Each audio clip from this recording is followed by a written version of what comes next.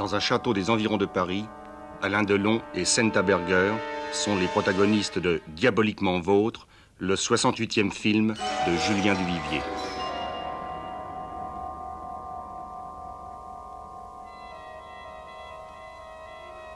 Bon, un peu de silence, s'il vous plaît. On ne parle plus maintenant, s'il vous plaît.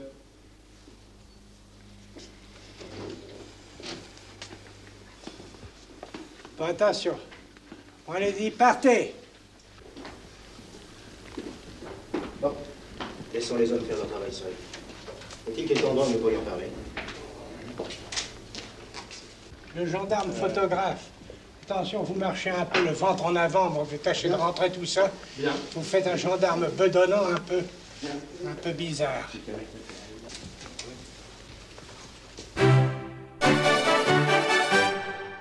Au cœur du Vexin, le château de Théméricourt trône. Cette élégante demeure du XVe siècle est l'emblème aujourd'hui du parc naturel régional.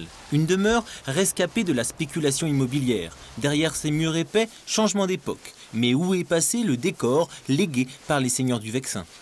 Comme vous avez pu le voir, il n'y a plus grand-chose en dehors donc de ce parquet Versailles, de cette cheminée ancienne et des poutres qui restent de l'histoire du château. Alors pourquoi il ne reste que ça aujourd'hui?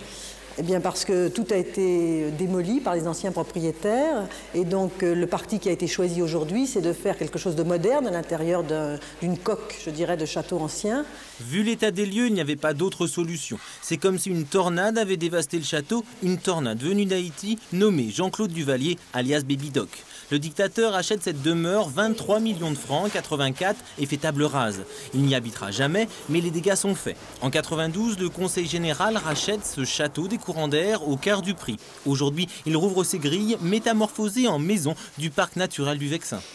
C'est surtout le vrai départ. Le parc naturel régional a été constitué simplement au mois de mai dernier. C'est le 30e des parcs français. Il regroupe, avec la région Île-de-France, les départements des Yvelines du Val d'Oise, 94 communes.